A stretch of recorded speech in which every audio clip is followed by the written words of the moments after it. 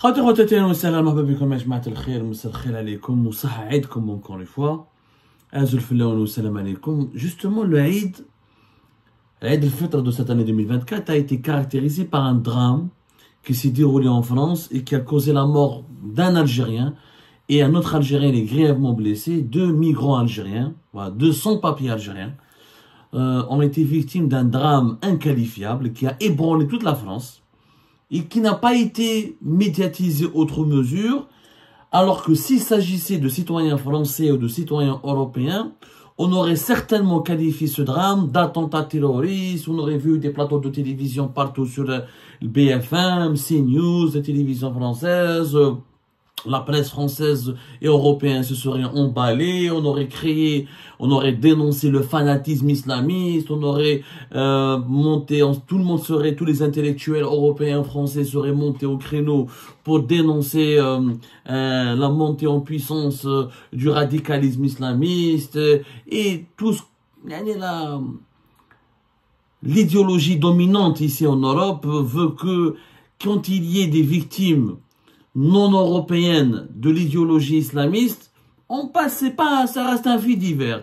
Mais quand c'est des victimes européennes et occidentales, c'est un scandale national et l'indignation elle est générale. Et pourtant, ce qui s'est passé à Bordeaux, l'une des villes les plus importantes de France dans le sud-ouest du pays, le jour de l'Aïd, est pour moi un acte terroriste dont ont été victimes deux migrants algériens. Et les autorités algériennes n'ont pas réagi, que la honte les poursuit jusqu'à la fin de leur jour, jusqu'à la fin de la vie, parce qu'ils se sont comportés encore une fois avec une ignominie sans pareil. Pourtant, c'est un drame. Le drame fait vraiment mal. Il y avait deux jeunes Algériens originaires de Djidjel. Wahed firm ismo Daoud Bouwesh, et le deuxième s'appelle plus exactement... C'est Ahmed Kharrat, laissez-moi juste vérifier Anas, Karitha. Ils sont originaires de Djidjel, de Qaous, qui est une petite ville située dans la wilaya de Djidjel, et je salue tous les habitants de la wilaya de Djidjel. Alors, l'ouel Daoud Bouwesh, 37 ans, et le premier, Si Saleh Kharrat, 26 ans. Hadou, ils sont deux Algériens qui ont fait Bordeaux, à côté d'une place très connue là-bas à Bordeaux, et c'est sur le bord de la Garonne. La Garonne, vous savez, à Paris, il y a la Seine. À Bordeaux, il y a la Garonne, qui est un fleuve très connu, etc. Hyper connu. C'est parmi les plus grands fleuves de France. Qu'il y a une place, il y a miroir d'eau. Voilà. Miroir d'eau. Miroir des eaux. Je connais pas très bien, excusez-moi, je ne connais pas très bien Bordeaux, mais c'est une ville que je voulais visiter, que je ne connais pas. Je connais Montpellier, je connais les grandes villes du sud, Marseille, Nice, j'étais de passage à Toulouse, mais je ne connais pas Bordeaux. Paraît-il, c'est une ville exceptionnelle qui est de plus en plus importante. D'ailleurs, il y a une importante communauté algérienne là-bas. En tout cas, il y a deux Algériens qui étaient le jour de l'Aïd, ils étaient en train de boire de la bière. Quand le chef boit la bière, c'était l'Aïd, etc. Ils étaient en train de boire de la bière, le plus normalement du monde, et ils profitaient donc de leur journée. Il fait généralement en ce moment assez beau dans ces villes du sud de la France. À Bordeaux, depuis quelques années, il y a un climat très tempéré, très doux, très ensoleillé. Donc les gens se retrouvent autour de certaines places, qui m'a aidé la place Miroir des Eaux. Laissez-moi juste vérifier, parce que le drame m'a touché, particulièrement m'a vraiment touché.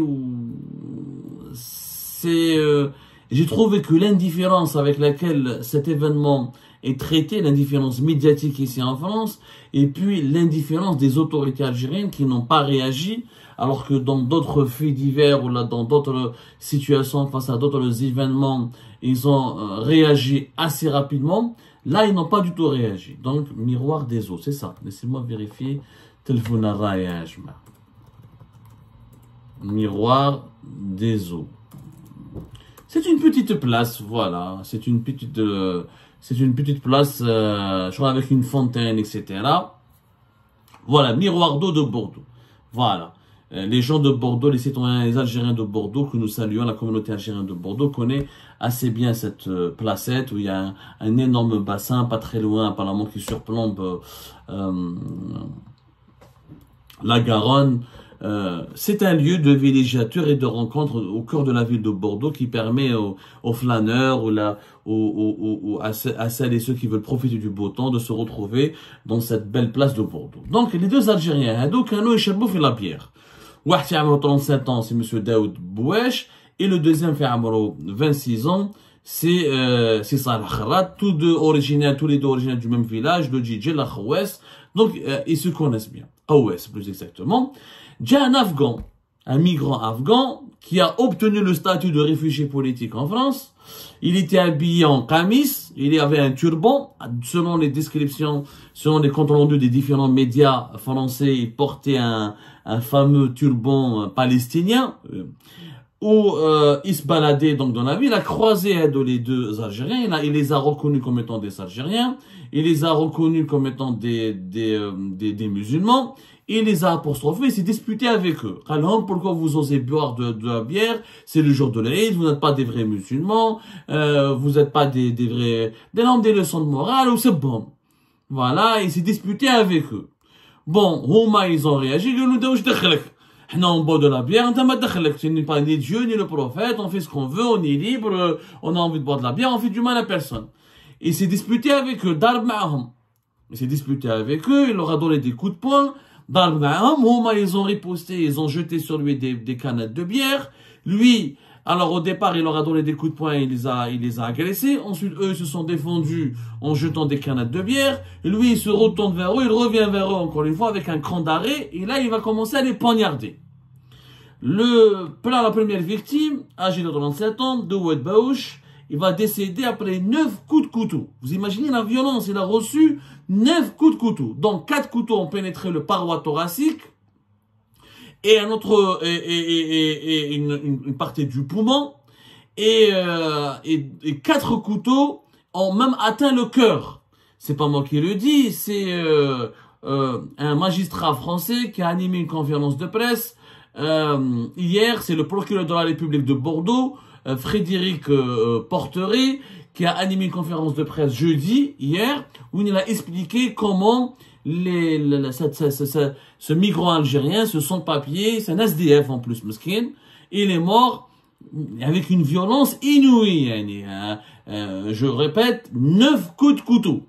4 coups de couteau ont pénétré la paroi thoracique et le parenchyme pulmonaire du côté du poumon, et d'autres 4 couteaux, 2 ont avec une atteinte, 2 coups de couteau vers le côté des poumons et 2 coups de couteau vers le cœur, avec une atteinte cardiaque.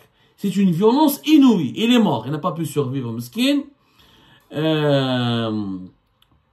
Karitha, vraiment catastrophe il a été hospitalisé en toute urgence. Les soignants français dans un hôpital à Bordeaux n'ont pas lui sauver la vie, n'ont pas pu sauver. Parce que franchement, c'est un drame, moi qui m'a touché particulièrement. Il y a des gens pour avoir bu une simple bière, et ça nous rappelle les événements de la décennie noire en Algérie. Pour une bière, tu te retrouves, tu subis 9 coups de couteau et tu meurs sur le coup. Donc il a été blessé mortellement. Ça s'est passé, voilà, le mercredi soir, vers 19h30, près du Miroir d'eau. Voilà. La place s'appelle Miroir d'eau, encore une fois, à Bordeaux. Kami, c'est un kiffier, le fameux turban palestinien. Drabham. Le deuxième skin, c'est un Afghan, il s'appelle Ahmed Sabour Hamraz. Il a été identifié par les services de sécurité français. Il a été abattu par la suite par les policiers français parce qu'il n'a pas voulu se rendre, ou il les a menacés avec son coup de couteau.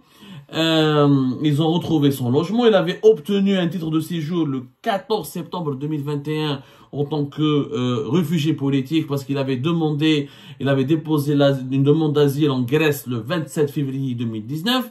Donc c'est complètement étrange. Là, ça soulève des interrogations sur l'efficacité réelle de ce dispositif d'accueil des demandeurs d'asile en Europe. Il est clairement, c'est quelqu'un qui souffre.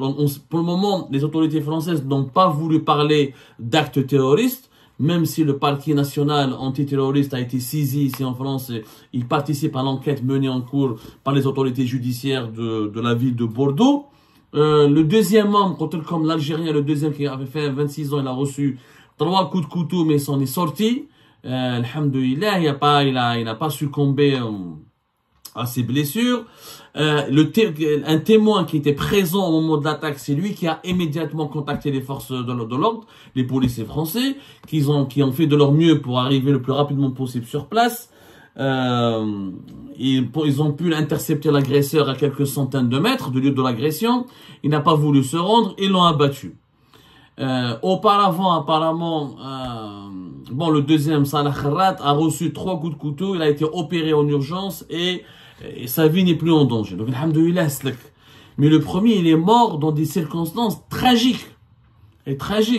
Et au début, il y a eu des breaking news, il y a eu des alertes infos, quelques débats télévisés ont commencé sur les plateaux de CNews et de BFM, parce qu'ils ignoraient l'identité des victimes.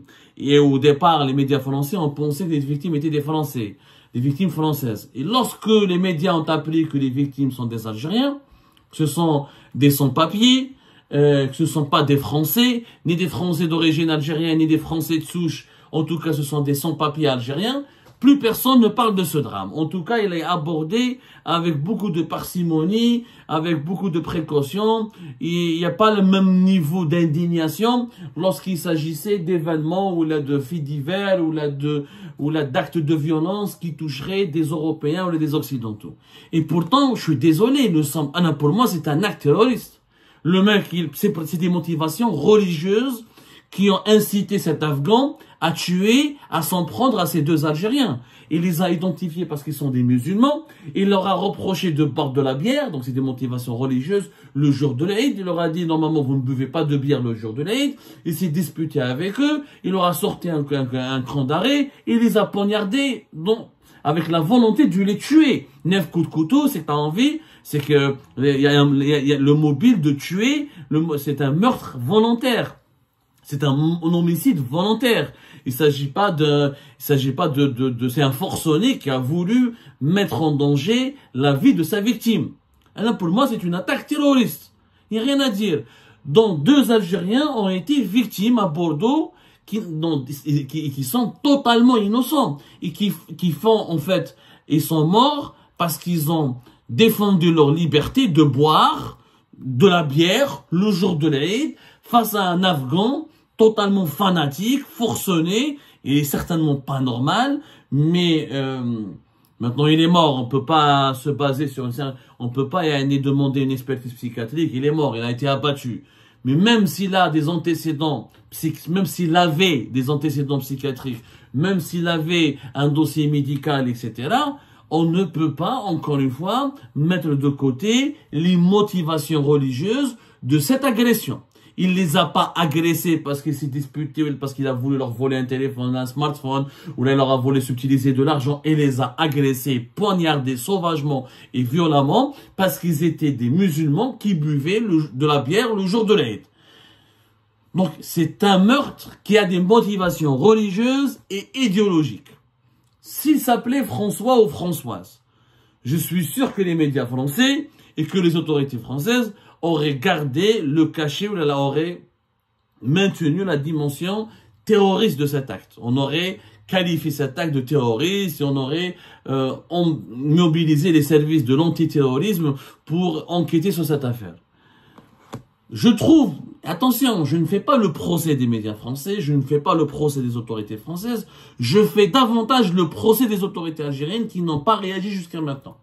À Bordeaux, il y a un consulat d'Algérie, il y a l'ambassade d'Algérie à Paris. Il s'agit de 2 Algériens, 2 jeunes Algériens qui sont morts à la fleur de l'âge, qui même s'ils étaient des sans-papiers, ce sont des gens qui n'ont fait aucun mal, qui n'étaient pas des délinquants. Au contraire, j'ai vu dans Sud-Ouest, le grand quotidien régional français, un portrait de la victime qui est morte. Le titre et les témoignages sont unanimes. C'était un vendeur de cigarettes très gentil, très serviable. Daoud, c'était un mec bien, un mec gentil. Vous pouvez lire aussi Le Parisien, qui a fait un résumé du parcours et une description assez détaillée des deux victimes algériennes de cet acte que je qualifie moi encore et j'assume ma responsabilité de terroriste. Je suis désolé, c'est un acte qui a été perpétré sur la base de motivations religieuses, fanatiques, avec comme objectif de mettre en danger l'intégrité physique de deux êtres humains parce qu'ils buvaient de la bière le jour de l'Aïd. Voilà. Pour moi, il n'y a rien à dire. Je trouve vraiment le silence de l'ambassade d'Algérie assez accablant. L'ambassade d'Algérie aurait pu demander à agir rapidement, demander aux autorités françaises des compléments d'information, demander aux autorités françaises qu'on parle officiellement d'un acte terroriste. Je suis désolé. Parce que il est religieux, fanatique, ou محملهاش كانوا يشربوا في la bière. Eh ben, c'est quoi ça? C'est une pensée daïchienne. شراك مع داعش. هذا c'est un élément de Daesh. بعيد الشر.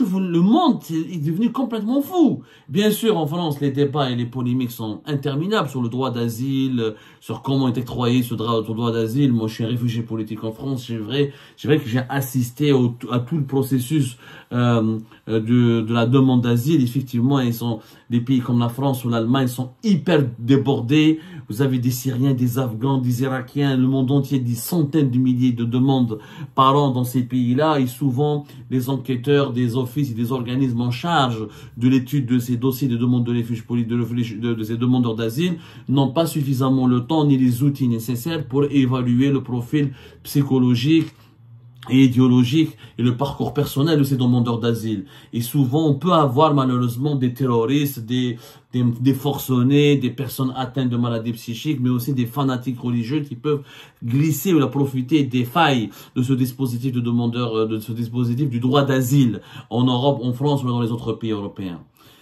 Mais l'Algérie, on parle de 2 morts algériens. L'Algérie aurait dû réagir, aurait dû demander un complément d'enquête.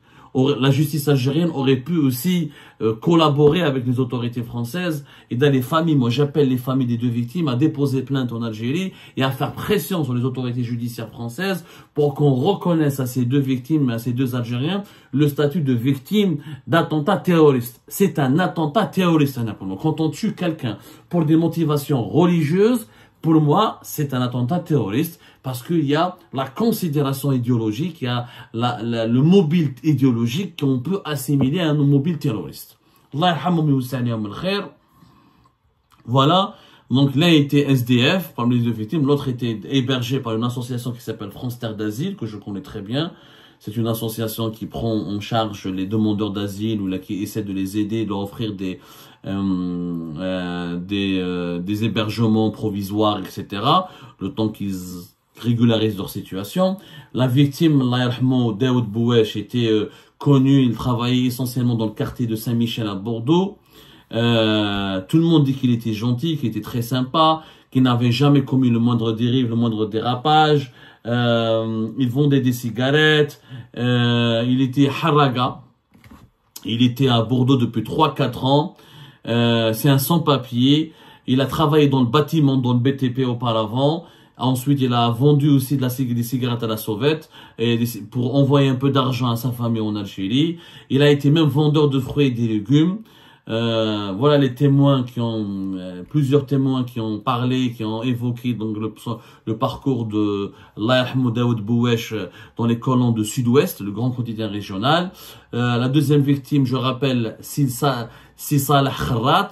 Lui, il a survécu à ses blessures. Donc, dans certains médias, dans certains comptes rendus médiatiques, on parle de Sid Ahmed ou d'autres on parle de Salah Kharrat. Donc je sais pas qui est, mais je crois que son identité, la source la plus précise, c'est Sud-Ouest, un grand quotidien régional de la région de Bordeaux et de l'Aquitaine, etc. Cette région de la France connue pour son bon vin et pour son art de vie et pour sa douceur de vie, etc. C'est un quotidien extrêmement important, c'est une source assez crédible. Donc Salah Kharrat, lui, il a été transporté en urgence au CHU de Pellegrin à Bordeaux. Il a été opéré et Dieu merci, sa vie a été sauvée. Déjà, il a été entendu dans sa chambre le jeudi matin hier. La police française a pu l'auditionner dans sa chambre d'hôpital. Il leur a expliqué qu'il connaissait pas l'assaillant, qu'il n'avait aucun contact avec lui, qu'il leur a parlé dans un français approximatif et qu'il leur a reproché de boire de la bière alors que c'était l'Aïd.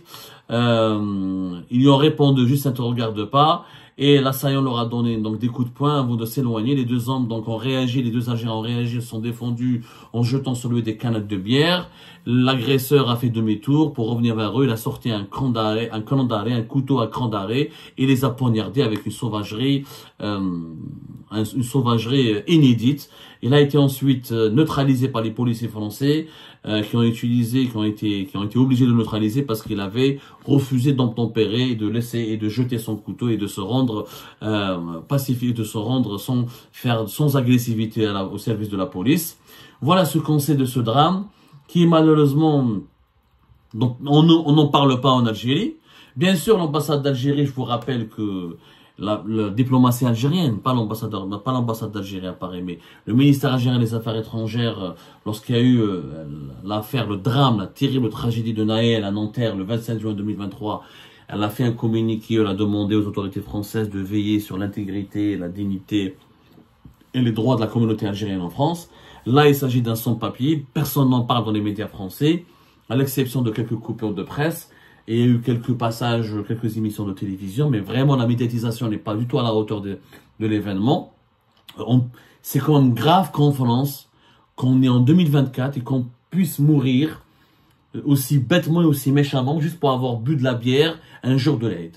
Même en Algérie, on n'est pas mort en buvant de la bière un jour de l'Aïd. Donc c'est extrêmement grave que cela puisse se produire dans un pays comme la France, pays de droits de l'homme, pays de la tolérance, pays de plusieurs siècles des Lumières. C'est extrêmement grave. La médiatisation n'est pas à la hauteur de l'événement parce que je pense, et je le dis, je le regrette, parce qu'il s'agit de deux sans-papiers algériens. Voilà, et l'Algérie les a occultés, a ignoré cet événement, alors qu'il s'agit pour moi d'un événement terrible et d'un attentat terroriste. Et j'espère qu'on reconnaîtra aux victimes le statut de victime d'attentat terroriste et que la justice française essaiera de traiter cette affaire avec la décence nécessaire pour rendre hommage à la victime qui est morte et pour essayer de protéger celle qui a survécu. Rabbi yarhamou Daoud Bouwesh. Et quant aux survivants, on lui souhaite bon courage. Voilà le drame de la jeunesse algérienne. Ils ont quitté leur pays pour nourrir leur famille depuis l'étranger. Ils ont surfé, flirté avec la mort pour l'un, succombé à ces graves blessures pour le premier, à l'étranger, c'est une mort extrêmement cruelle. Et toutes mes condoléances à leur famille, à leurs connaissances, à leur entourage et à leurs amis.